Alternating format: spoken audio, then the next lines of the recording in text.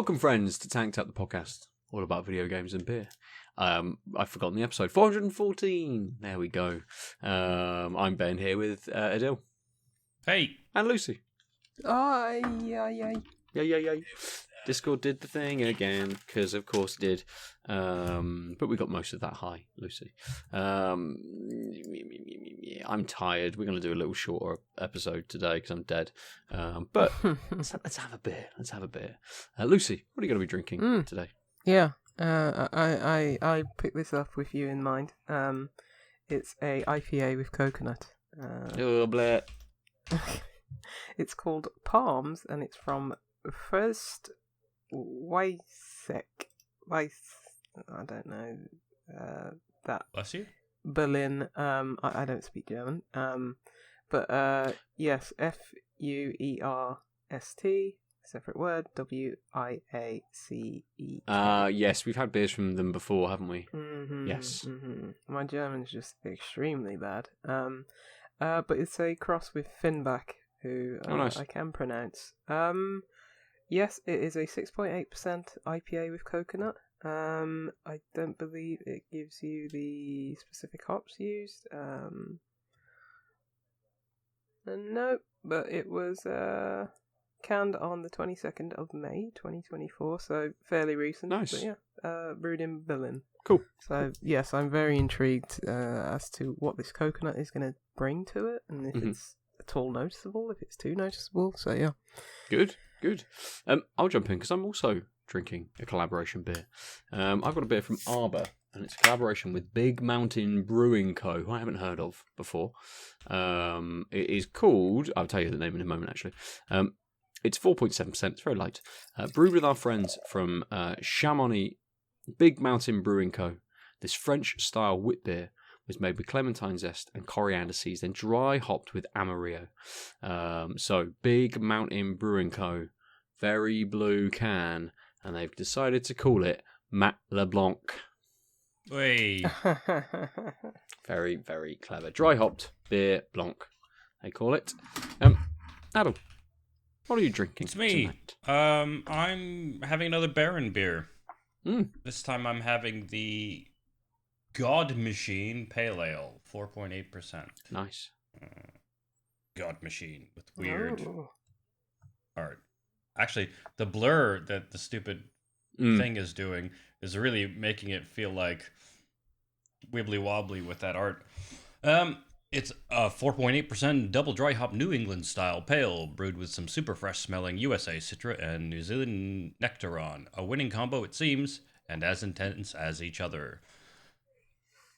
So the hops are Citra and Nectaron, grains are extra pale malt, wheat flaked wheat malt, flaked oats, chit malt, dextrin malt, and the yeast is WHC saturated. Nerdy bits. Trialing mashing in a looser rate to see if there's a measurable difference in extraction and taste. Hot side Citra and Yucuna with Citra Spectrum added as a dip hop in the FV. Double dry hopped with Citra Spectrum, T90 and Cryo.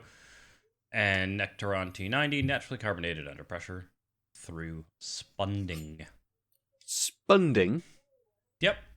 Natural carbonated under pressure through spunding. The fuck is spunding? That's an amazing word. But it's a great word. Yeah, it is. It is. To be honest, that's one of the reasons why I was like, I know we want to do a quick one, but I have to read all the flavor text because this diatribe, well, not even diatribe, but this fucking speech ends with the word spunding. I want to be spunded. I don't know. You can buy a spunding valve. Oh. What the fuck is this? Spunding. Oh, there's a big article on spunding on something called More Beer.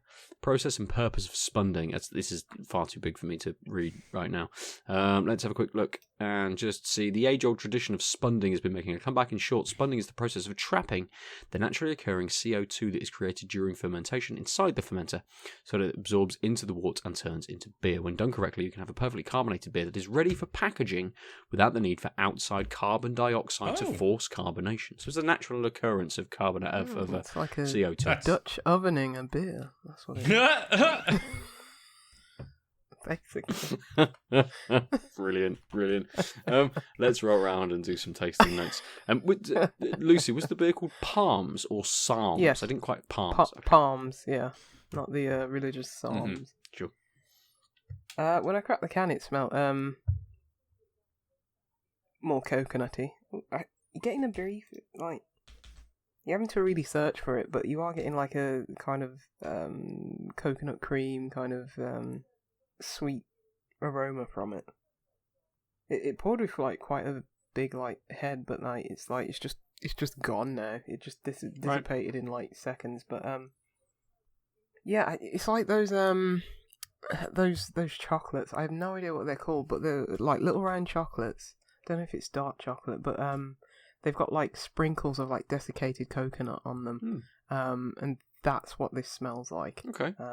Very Interesting. You're getting reminiscent of dark that. chocolate, or is it just the desiccated coconut? Just the desiccated Right. coconut. That chocolate specifically. I don't even think it's like anything you can buy in stores or anything. I think it's like, just random stuff out of a box, and it's like, Especially crafted in Thornton's or yeah, something.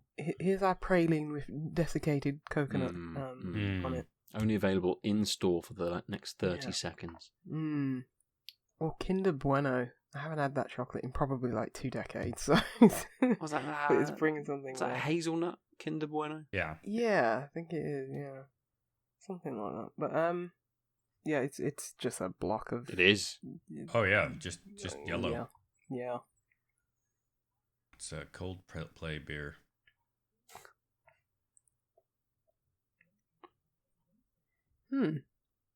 Oh, Hmm.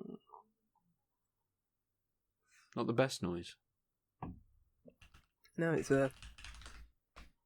trying to pick up on that coconut, and if that slightly out of character flavor that I'm picking up is the coconut, it tastes quite strong.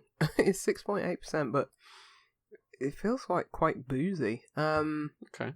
It's not as it looked like all the carbonation just rushed out of it. It's not as flat or as that would have suggested it. It's still got a bit of like hoppiness and a bit of effervescence to it. But it is mostly quite smooth. And quite a smooth rounded finish rather than a crisp one. Taste wise, I think that coconut just comes at the end. It tastes like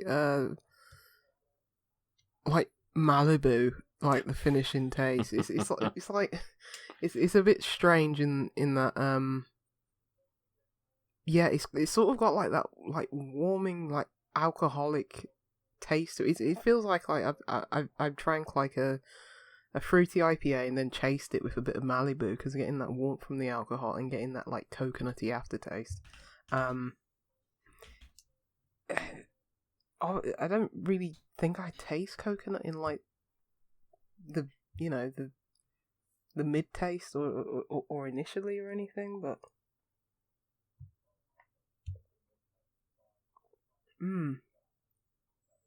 this I don't think I like this. I don't think this is a good experiment. Oh no. Because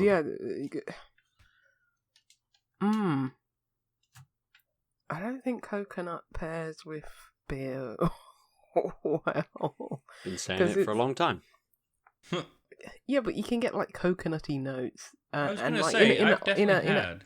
in a like a stout. Mm-hmm. It's fine for me, but like, in terms of like an IPA, I don't know. I'm picking up on a sweetness.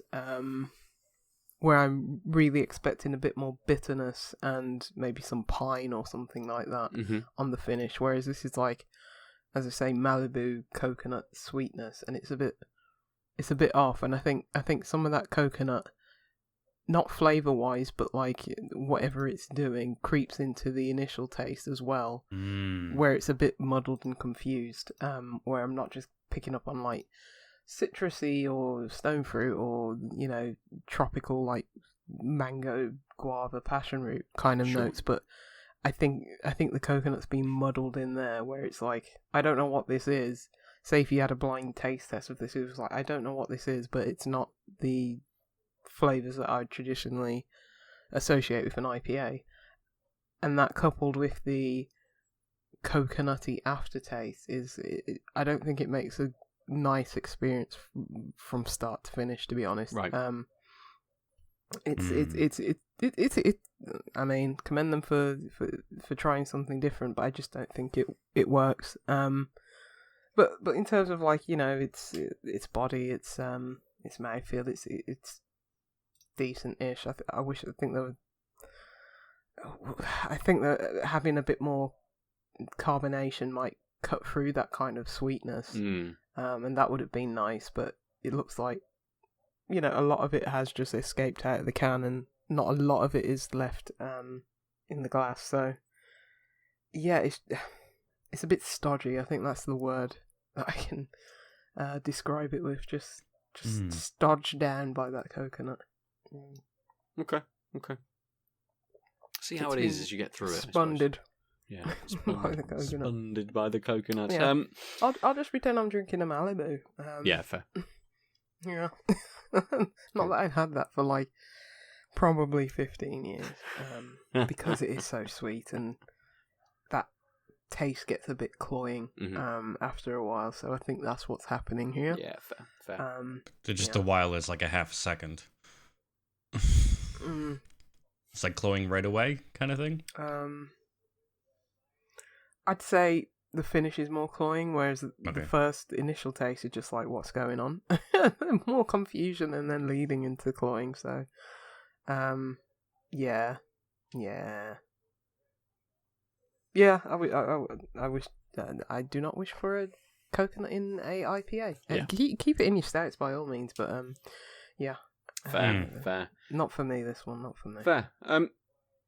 I would say that so far, actually, I've not had a sip of this Arbor yet, but on the nose, I would say that this maybe isn't quite for me. I haven't, as I say, haven't had a sip yet. Very, very clear. The head, which was quite boisterous when I poured, has disappeared very quickly. We can still see a lot of bubbles coming up through, so it's very, very carbonated. But the nose it's almost, it's not great. It's like, you know, when you walk into an older pub and the floor's a little bit sticky, and then there's just that kind of smell. It's a little bit like that. And I don't know whether that's the coriander in this, like a little sweet, a touch sweet, with maybe a kind of a little bit of pepper in that sort of nose as well. Maybe it's just the coriander that's kind of making it seem a bit more, you know, as we sort of say with some coriander, a little bit more soapy. Like it's a pub that's been cleaned but not quite well enough. You can't get that stank out. Yeah. That stench is forever entrenched in those carpets. Flavour-wise, it's much nicer. That's good. The flavour's much nicer than the smell is. But good. you kind of get these points through it. So very, very carbonated to taste. And you get that initial sweetness straight away. But it's almost interesting. It's almost a bit like original Lucozade. Okay. Like it's I don't know what that flavour is, but it's a bit of sweetness with a touch of the carbonation pushing maybe like a peppery kind of note. Not anything too big in there. It's not sort of, you know, spicy in any way whatsoever. It's just got this slightly peppery element to it. And maybe a little bit coriander towards the end. Like something a little fresh kind of kicks in towards the end that then just enhances that slightly more peppery flavour to it. But it's very, very light. Like the carbonation goes, it pushes the flavour, then goes quite quickly. And I'm left with almost a really kind of light-bodied beer. Yeah, I mean, it looks thin. It is. It is. It is really thin. It's really thin. It's really light. I cannot get original Lucozade out of my head now that it's made that connection to it. It's probably it tastes completely different, probably, but that is what this beer is eliciting from memory. I like original flavoured Lucozade. I like this beer, but it's not quite got enough to it. I would say. It needs something to be a little bit bigger within there, whether that's the kind of maybe a bit more kind of malty sweetness that kicks it Would you off. like some coconut? That's the thing I don't want. What were the hops in this? What were the hops? Oh, clementine zest. That's probably what that slight sweetness is towards the beginning then. So as I say, it's a wit beer. It's doesn't tell me the hops apart from it was dry hopped with Amarillo. That's it. It's got barley, wheat, and oats in it. There might be other malts in there, but that's just the allergens. So yeah, I mean, it doesn't. It's not a big beer. It says 4.7%. It's light. It's thin. It's okay. I'll see how this goes really. And jump to you, Aadil. What's your beer like? The Baron. How many weeks in a row have you had Baron now? Did you have one last week? I think you had one the week before. I think I had a different thing last week. Okay. But I think it might have been. It was the Morschlottel banana something and something. It was weird. Right. So I had picked up 4 Barons. And this is the last one, I believe. Right. So, it's a little hazier than yours, but much lighter and more yellowy, sort of straw gold. Yeah. Sort of like, I think, Rapunzel. Poured with almost no head. It's got a lovely, light citrus nose, unsurprising. And yep, with a bit of, I want to say a bit of a tropical twinge, and some stone fruit, but really zippy. Like it sort of like just smelling it has woken me up a bit. But it's not a huge it's zippy, and it's got these notes, but it's not a huge nose. It's like you actually have to put your nose in glasses. And you have to smell try it. and delve in, yeah.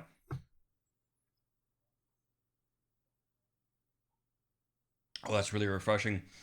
So that like citrus zippiness is still there. If probably actually a bit bigger. Oh,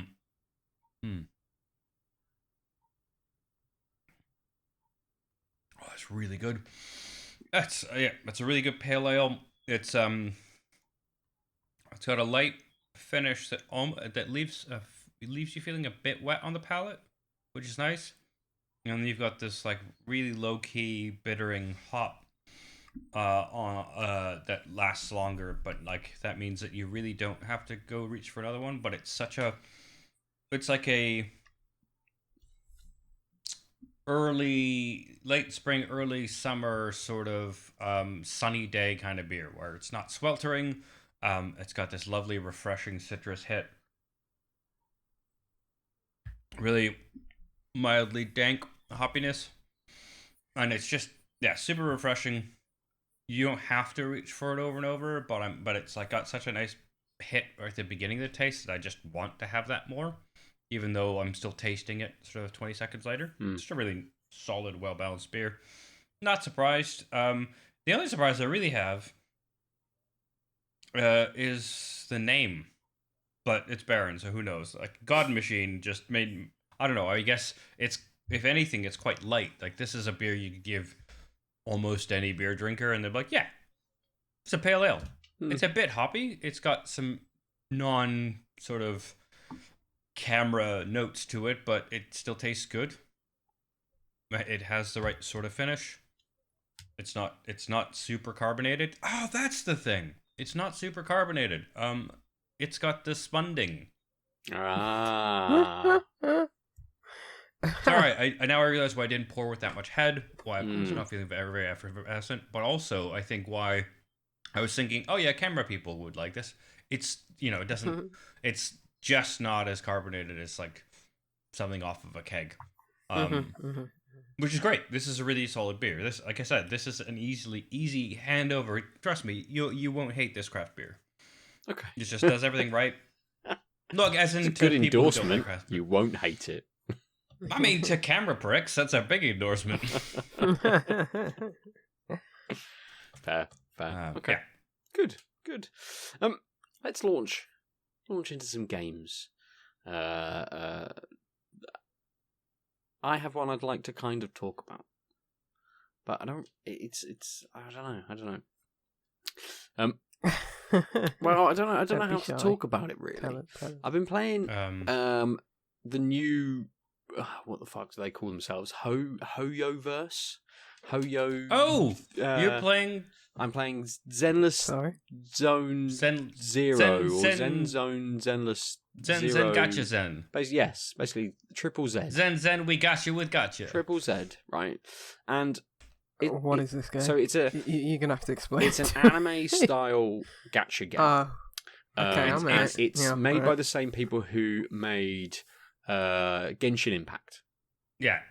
So they made Genshin Impact, then they made the weird space train one. Oh, I don't know. Or sorry, futuristic the train game. They made a futuristic-y anime train game. Okay, cool. After Genshin, and then this one. Yes. Yeah. Sure. Yeah. Genshin is like an open world fantasy, steampunky kind of. Yeah. I liked the first gacha 10 game. hours of it. This is a much more anime like style, set in like a city. There is a space. What the fuck does it even call? There's so many things in this game. It throws fucking information at you and systems at you and things that you can do, and it's constant fucking barrage of shit that I don't understand. And this is why I really don't like this game, but it's really fucking compelling. Like the gameplay is really compelling to go through, right? So you form a team. You've got 3 characters that you can kind of form. And there'll be like support characters, attack characters, ranged characters. And you're doing a very, very light kind of action battle sequences. So, just square for standard attack, triangle for a special attack once that's built up, R2 for a big, like, almost like limit break kind of attack sort of thing. But you want to kind of build your team so they all support each other. So there's different factions. So that gives you bonuses if you play the same faction with the 3 characters. But the interesting thing in this is that you chain attacks a lot. So if you do a parry or a really well timed dodge within the window, you can then hit L1 or R1 and bring another character in to do like a special attack. And then that then triggers the next character to come and do a special attack. So you can chain really big attacks. Yeah. Like Marvel vs. Capcom. Like I was going to say Devil May Cry. Yeah, it's very Devil May Cry. Absolutely. That's more apt. And it's really satisfying to kind of play through. The combat is really, really good because it's only for like 90 seconds, 2 minutes per kind of encounter, and then you move through the kind of small, very, very small map. It might only take you to one more area or 2 more kind of areas. You run up a set of stairs and then you're in the next one kind of thing. But moving you through all of this and getting you to those different attacks, because you're in this like big dome of void that has like happened at some point and destroyed the original city, and then you're in like the new city, and you go into these spaces to basically get gear and fight, and there's cool gear in there and stuff. That's the premise for going in, is because we want to go in to fight and it has cool gear in there, so we go in to fight more to get the better gear. Wait, that's actually built into like the lore instead of like how the game works? From what I understand, yes. That's kind of refreshing, because like when you think of adventurers being like, why are we going to this incredibly like obscure cave to fight these weird hard bosses? Well, these red gloves aren't as good as maybe some red gloves I might find. Oh no, it was all purple ones. I guess we'll go back and they've magically respawned and I'll do it again. Well, this kind of gives you, again, there's so many currencies, so many like different tokens and things that you can collect. You know, there's different tokens to level up ranged characters, different tokens to level up attack characters, different tokens to level up support characters. You get a companion. I think it's called a bugaboo. It's basically like a little. It's almost like a rabbit, right? But without like a face. It's just got eyes and like little ears on the top. And they all come in different outfits as well. I unlocked one that looks like he's on safari. One that's just a paper bag over top. It's almost exactly what you're about to put on, Lucy. You could be my companion, just a Luigi companion. To run about through. rabbits, I know some rabbits. And you know, again, they can all be leveled up. They can enhance your attack abilities, be linked with factions and all this sort of shit. And then you've got the gacha element to it. So you go through and you get different currencies, different amounts to unlock other characters, other bugaboos. Something called W engines, which is something you link to a character, and you can upgrade those as well. You know, it's got the whole sort of, you will get a special character, an S-ranked character, within like 70 unlocks. You know, definitely within 70 unlocks, you will get that. Within like 20 unlocks, you will get an A-ranked character. And it's like, okay, cool. It's given me like 20 free. So I'll just burn those 20, see what I get. Cool, I got an A-rank character. I'll start running that character. Well, actually, that's not quite as good as my other... Oh, no, sorry, I got a special character, an S-rank character. I'm like, well, that's not as good as my A-rank characters, because the A-rank characters are all in a faction together, so they all get the bonus to damage, which means that they're still then better as a team than they would be if I just threw the S-rank character kind of in with it. So it wants you to keep unlocking characters to get to then use the better and the S-rank characters. So it's kind of got that bit of a pull to it. And I'm not that fussed about the gacha element, you know. There's no buy-in from me on this. It's not a franchise that I'm familiar with and think, oh, that character's cool. That's the one that I want. It's just, cool, here's a girl that's dressed like a maid with a shark's tail. Or here's a wolf-looking fella who's in a fucking tuxedo. It's like, all right, cool, fine. That one looks fine. I'll have that one. And I'm still just running through. I'm only, I think, level... Again, there's so many different ways of leveling things as well. It's incomprehensible, right? There's just so much shit. And I'm of an age where I do not fucking care. I mean, that's actually, I think, why Genshin and Honkai Star Rail... right. Were kind of popular is because they're pretty forgiving with the gacha grind, in the sense of like, you don't need to do a lot, and you'll, especially in the early like large chunk of the game, instead of the usual like first 5 hours are great, like the mobile versions of these games where it's like everything's coming quickly until you're hooked, and then we will drain you immediately of all your monies. It's from, I mean, if it's anything like the last two, because Honkai got really good reviews because you could play tens of hours and without putting money in, and unless you were a super obsessive, be okay. You know, like collecting is the problem. Playing isn't, if that makes sense. Yeah. And I suspect, given how much money they've made on the last two, they've just realized that they could keep churning out different genre versions of game. Yeah. And find the whales that will pay for it while not being dicks to everyone else. Yeah, I think it very much works well in that sort of sense. You know, I'm not limited in the amount of gameplay I can do. I'm not limited in kind of the story progression in any way by having to have a certain amount of unlocks or certain characters and that sort of stuff. It doesn't make me grind out or spend money to get those unlocks of characters and things like that. It's just going to, at a point, it would say, well, you haven't leveled up your characters enough. This is going to be a hard encounter. And actually does tell you that. One encounter, I think I'd leveled them up to like something like level 10, and I'd been just those sort of 3 starting characters. And it's like, you should probably be level 16. I'm like, oh shit, here we go. And I went into the upgrade, and I had more than enough material. Yeah, I mean, that'll probably them. Slow down. Yeah, you would imagine so once you hit something. And I'm pretty sure I saw an article, because now my phone and everything knows that I'm playing the game. I got an article pushed to me, which basically was like an opinion piece saying, this game gets great around level 40.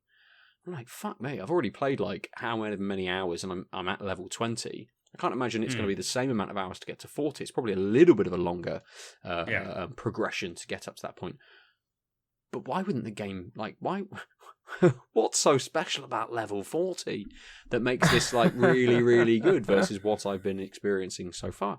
And it is quite, it refreshes things at a reasonable kind of rate. You know, you hit level 10 and it says, you can now do this kind of thing. Like, well, I don't really want to, but fine, sure, I'll do that. Oh, okay, that's actually quite cool. Fine. I'll try and build that into what I'm sort of experiencing. And there's this absurd, like, you're not actually the three characters that you use in the fights, right? You're what's called a proxy. So you are someone who helps those three characters navigate around the Zenless fucking zone. And they're not called that in the game. I can't remember what they're called.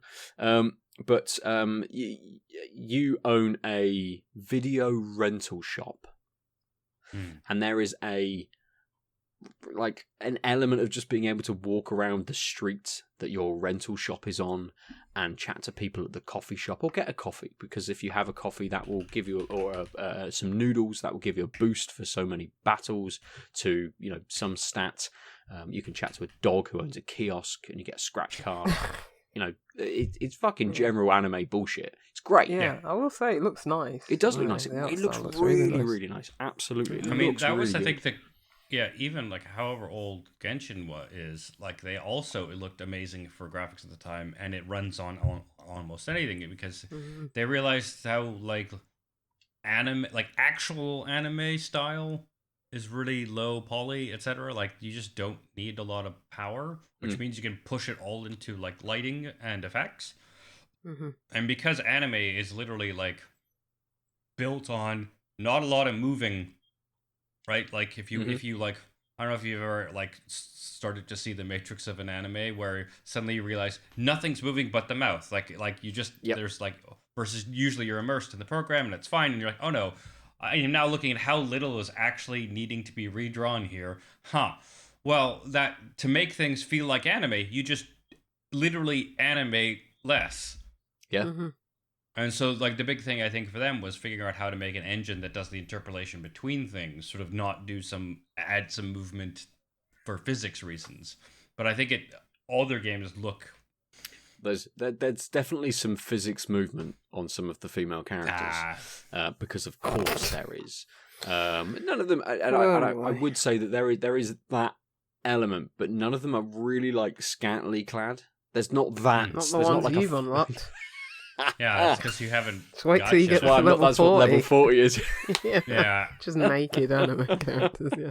Hooray, I get to see random drawings of naked people, amazing. Yeah, but it's I like it and I dislike it. You know, it's compelling. The gameplay is compelling to go back to. I find it very similar to like Final Fantasy Crisis Core. You know, that at least the remastered versions, that kind of level of kind of battle, you know, action, early Final Fantasy 3D action kind of games. But it is compelling because, again, it's short 90-second battles. They're really quick and they come at you really fast. And you're like, cool. That was really frenetic, quite frantic. Some of it was quite hard. I had to really think about, you know, suddenly an enemy was introduced and they're like, hit this one from behind. I'm like, oh shit. I haven't had to do that before. Okay, cool. How am I moving around the battlefield now to be able to do that? The camera's a little bit floaty, but you can, you know, maneuver it enough to sort of do that. So I'm not being asked, to, you know, to pinpoint body parts and stuff like that. It's kind of like, you're here. Be there, maybe, and you'll do more damage. Not to say that you won't do any damage to the front. You can just brute force your way through some of these things. But I would like to see what it gets like at those higher levels, whether it gets any harder, because so far I haven't lost a battle. I haven't even had a downed character in any of the battles. I don't think there was a difficulty setting when I started the game, so I would assume it's just going to get harder, even trying to maintain a kind of a pace with leveling up characters and those kinds of things. Again, unless I hit you don't have enough materials to level these characters up. You now need to buy or grind those sorts of things out. So I will keep playing it for maybe a week, maybe 2 weeks, something like that. It's a nice, it's a nice kind of counter to Alan Wake 2, which is fucking fantastic, but so heavy. You know, it's great. It's a great game. Plays really well, but it's just like I was playing it the other day, and an indie was just toddling about, playing with some stuff, and I got to a point in Alan Wake where you are going into a boss battle, and they are chatting in the background and sort of doing, you know, hideous kind of laughs and stuff. And Indy turned to the telly, and she started blowing kisses, which is her way of saying she wants it to go away. And I'm like, shall I turn it off? And she looks at me and went, yeah. And I'm like, cool, all right. Because you know, it's that like slightly creepy nature, which she also did last week when I got to the floaty dog boss in Animal Well. And that makes like a similar kind of dog kind of howly sort of noise. And she did exactly the same thing. I'm like, oh shit, I'm clearly putting some awful thing in my child's brain where she's not enjoying these, you know, slightly shrill, floaty, ghostly kind of voices. That does, it's a bit spine tingling. That is. It is. I didn't know you were playing Animal Well. So yeah, I played maybe like 2 or 3 hours of it. You play it on Steam Deck or? No, it was on PS Plus. So I was like, cool. Okay. Amazing. Everyone's talking about it. I'll try it out. And basically just ended up bopping around the map a lot, picking up, being like, oh, if only I'd got the stamp fucking like an hour ago, I'd know what was over here. Now I've got a match. Cool. Where was the thing to light? I got no idea. And it's a maze. It's a huge maze, very well constructed and very well thought out maze, which is quite easily navigatable, but it's very big, and you're in rooms for a very short amount of time. And that's the gameplay on that's really, really good. And again, it's another game I can't play when my kids are about. So I'm just stacking up all of these games that I can only play at a very specific time of day, at which I don't get access to the telly to be able to play any of them. I really need to do to get to get the remote play on the Steam Deck, so I can start doing that. Be useful. But yeah, I've kind of dabbled in lots of little bits. You know, a couple of hours in Alan Wake over the last couple of weeks, a few hours in Zenless Zone Zero, a couple of hours in Animal Well. It's I've not really stuck at anything. Everything is kind of like, because everything is really good to play. I'm like, oh, I want to play a bit of this. Oh, no, now I want to play a bit of this. Oh, now I want to play a bit of this. So I'm kind of a bit of a buffet, bopping about a little bit the last couple of weeks. Yeah. But yes, that's my games. That's what I've been up to. Lucy, have you been playing anything this week? Anything new you want to chat about? Figment 2, Creed Valley was leaving Xbox Game Pass in a few days. Probably too late by the time you hear this, dear listener. But I was like, I enjoyed the first one. Nice little isometric puzzle game. This one, same thing, probably a bit more combat focused. Combat is just like slashing your sword and stuff like that. But yeah, it's definitely aimed towards kids, because it's got very obnoxious voice acting and like singing in it, which is tolerable. I understand the market audience for it, and it just plays. It's just like a decent puzzle game. It was about 3 hours, and I was like, yep, thank you, got my fill. It's nice and colourful. It's gets you scratching your head just enough, and I was like, I enjoyed the first one. I've been meaning to play the second one. And it's one of those that it's just like, okay, it's leaving Game Pass. I am actually compelled to play it because I want to, and it's like, I really enjoyed it. Didn't overstay its welcome. The gameplay, changed up, enough in the 3 hours to make sure it wasn't, just monotonous or anything. And it was like, I really enjoyed this. That's it, really. Nice. It's got a bit of.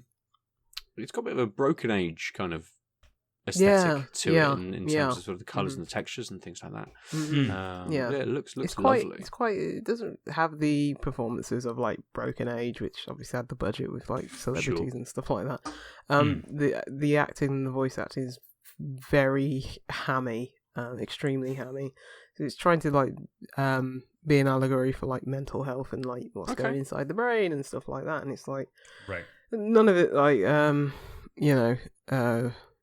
connected with me, but that's because it's very like surface level. This is for kids, like very obvious metaphors, and it's like it's for kids. It's not for me, but I enjoyed the gameplay and I enjoy what it is, and if there was a Figment free, I'd very much play it. So yeah, fair. Yeah, they did a good job. Yeah, nice. It's currently on offer on Steam for 80% off. Nice. So it's a 20.99 game. It's currently $4.19. That's well worth on the Steam. Asking price. You can buy Figment and Figment 2 for £4.81. So Figment in and of itself as part of that bundle is like 60 odd pence, Yeah. So less than a fiver for those two games. That's well worth it. I definitely recommend it. Yeah, decent puzzle games. This, as I say, this one leans a bit more into like combat and stuff like that. Like at some points it turns into like little bullet hell arena at times. But it's very good games. So yeah. Is that one you played on the Steam Deck?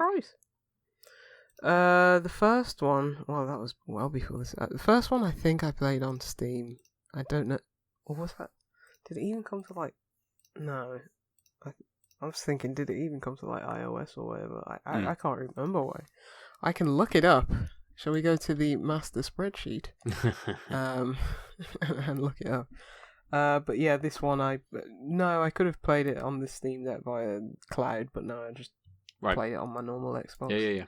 It was on Xbox. Oh yeah, because it was leaving Game Pass. Right. Yeah. Yeah.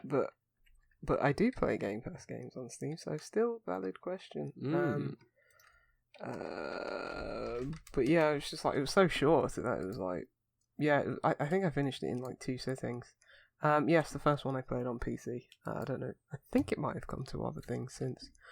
But yeah, other than that, no. I think most of my gaming that's going to come up in the next few weeks, days, months, is replaying Neon White, which dropped on Game Pass, and also and also replaying Case of the Golden Idol, which also dropped on Game Pass. So Chance of Sinart also dropped on Game Pass, and I've been dabbling in that. Yeah, so it's just like I'm just replaying games that I like. Is that games you played on PC? So you now got the ability to just get all of the achievements as well. Yeah, which is always fun, and just replay them and have a good time. But yeah, just like dipping in and out when I see fit, and like it's like, oh, maybe I'll have my fill of Neon White after 7 levels and then just duck out. But that game Chia came to Game Pass, which is like the one, I think it's set in New Caledonia, and that's like the Zelda like or like an Alba like just a small open world or whatever like that. That got good reviews when it came out, either last year or the year before or something like that. So yeah, Chia, right? Yes.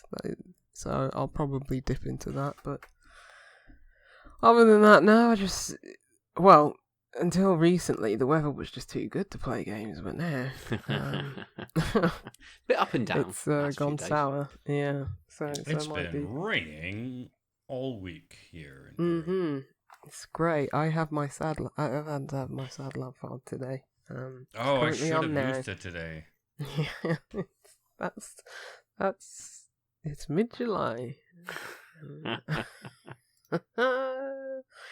Nuts, isn't it? Absolutely fucking I heard nuts. it was a really nice day out Bristol way though. Yeah, it's been nice here today. I was at an event all day today, and I went down in shorts and my polo shirt to look slightly, professional, because it was an event full of architects, and it was hot, so I walked.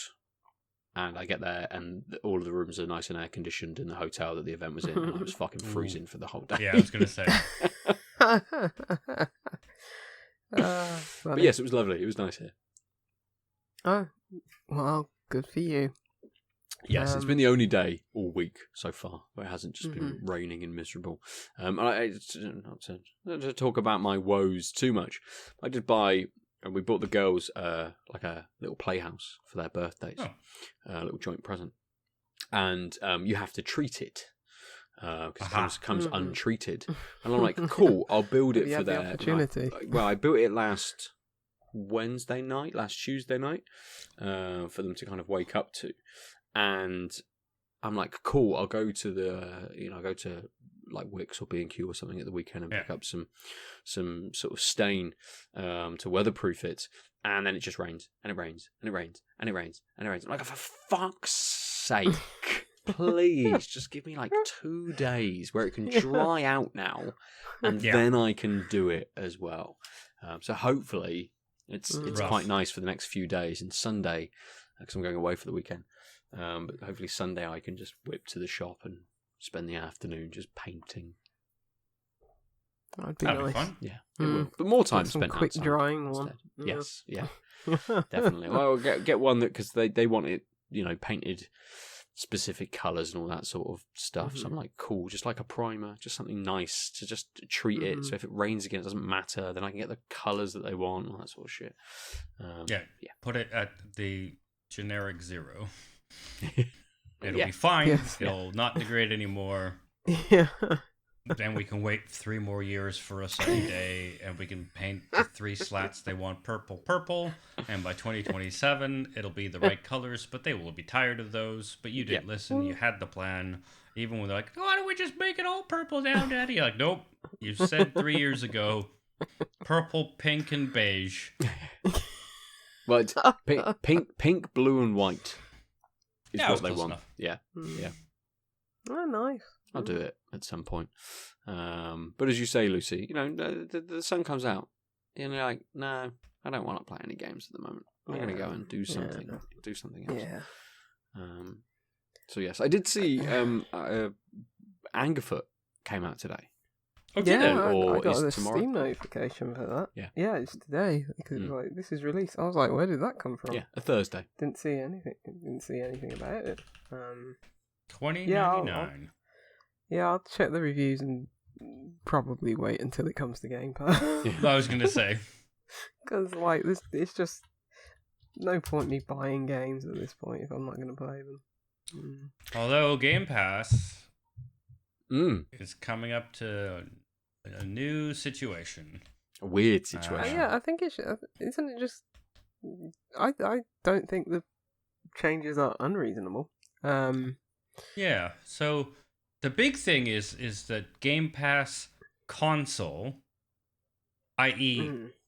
the original Game Pass, is being shuttered for new users. And you can continue if you're already on it.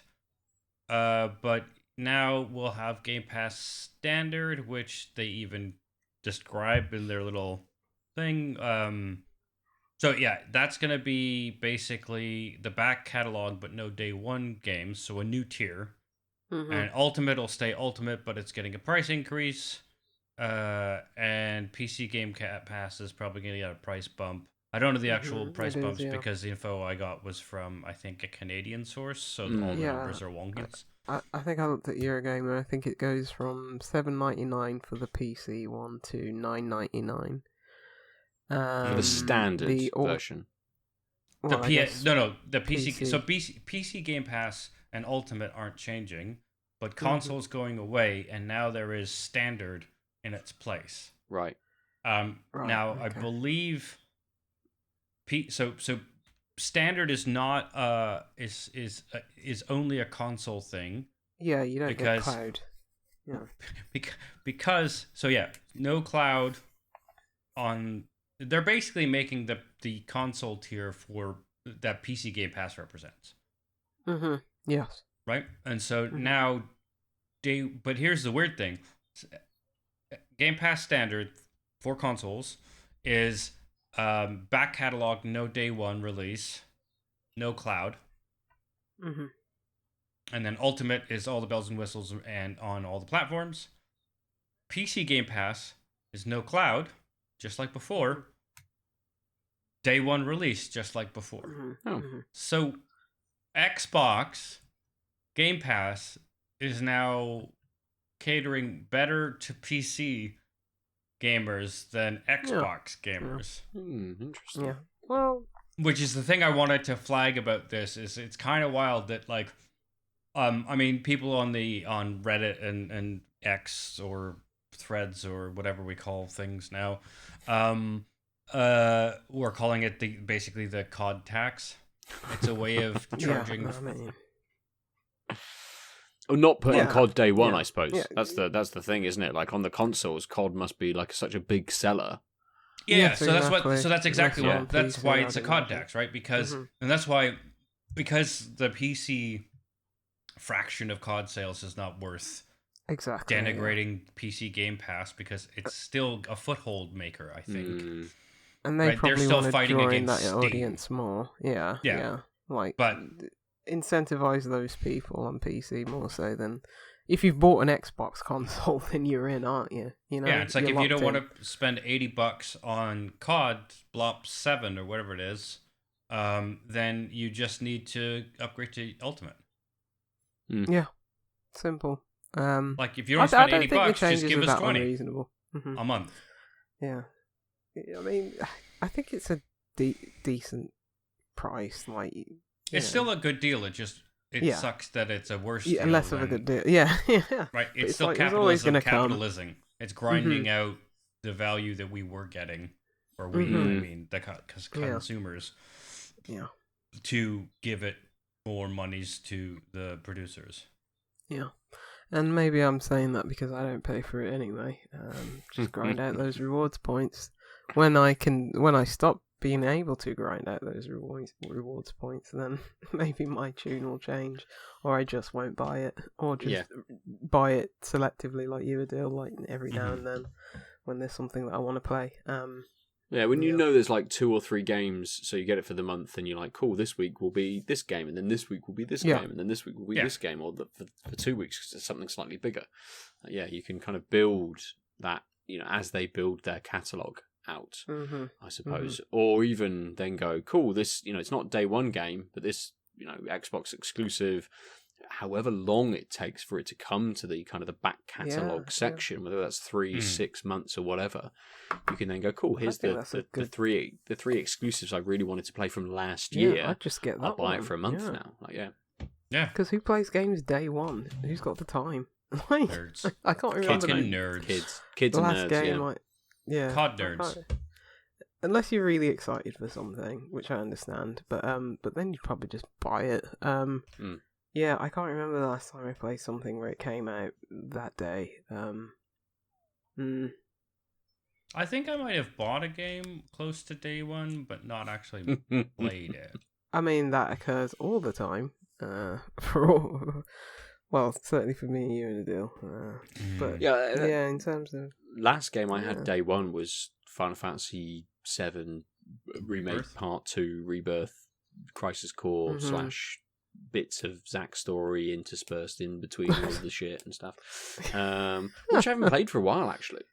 Evelyn keeps going, play the cloud game, beat And Tifa. you're like, we're streaming. All games are cloud games.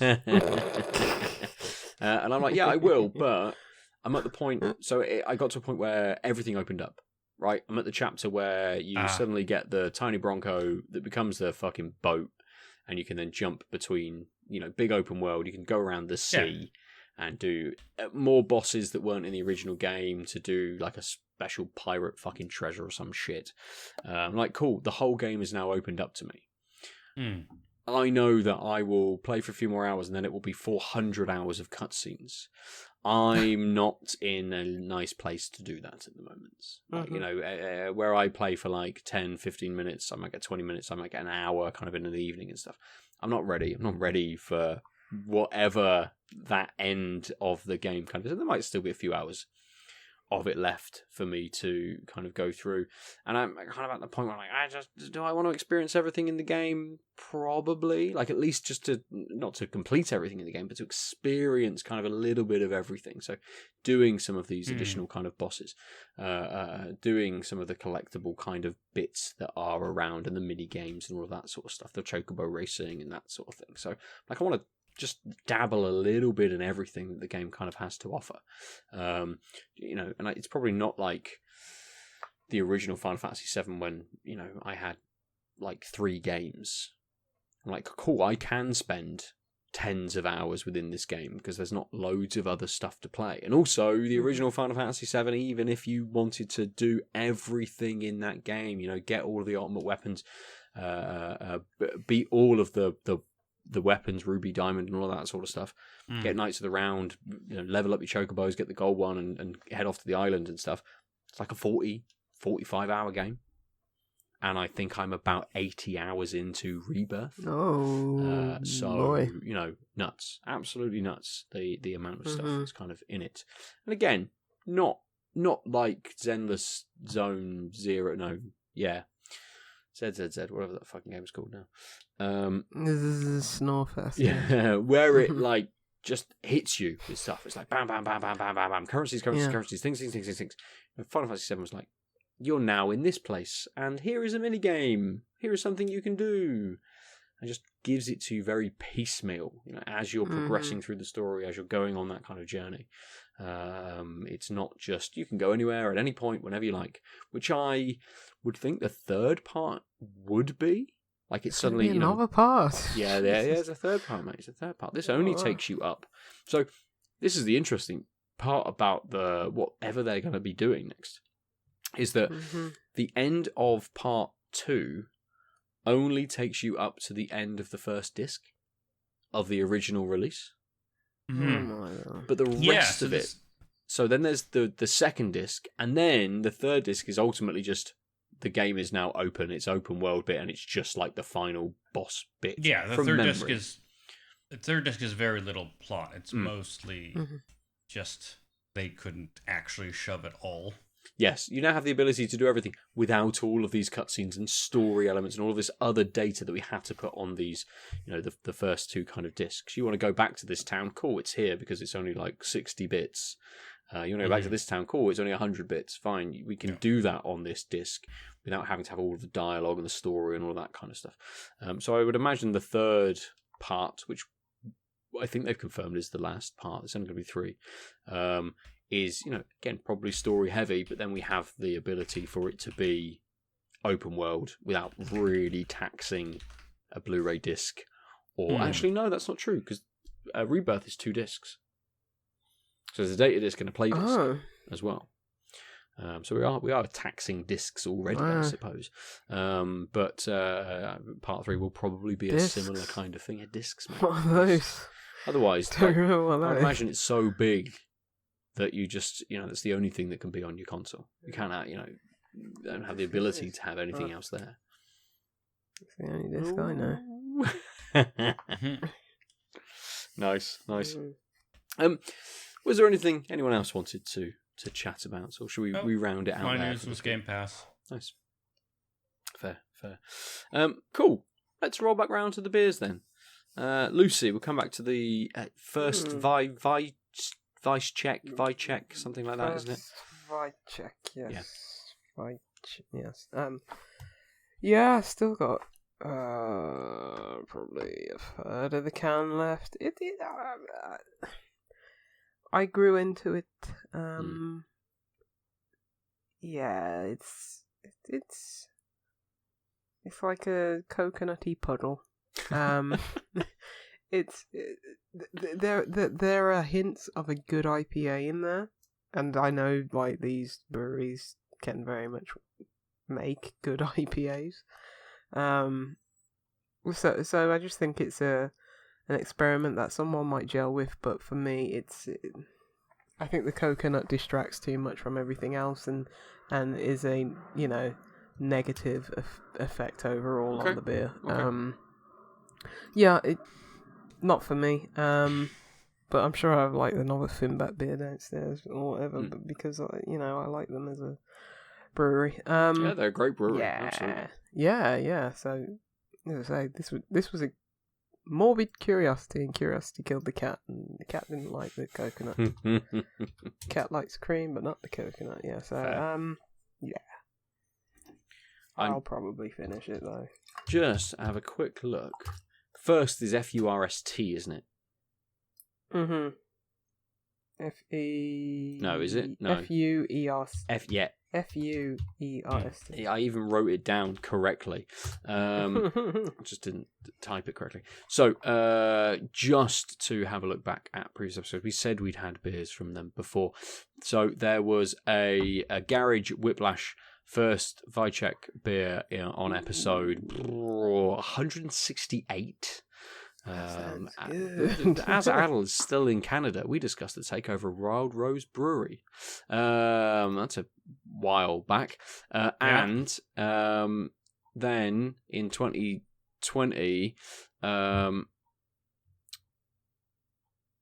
Wiacek collaboration, a 2-0 and Fuerst Wiacek collaboration. Also sounds Dipper, good. which I drank.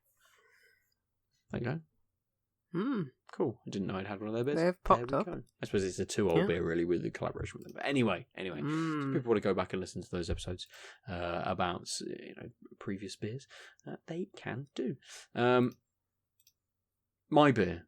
Let's just do what we're meant to be doing. My beer. Yeah, it was all right. It was all right. The flavour kind of mellowed a little bit, so the kind of peppery element to it just subsided the more that I drank the beer. The sweetness kind of mellowed a little bit as well, so actually kind of towards the end, there wasn't a huge flavour to it. It's like a tiny little snifter of beer left, but it's a bit... I don't know.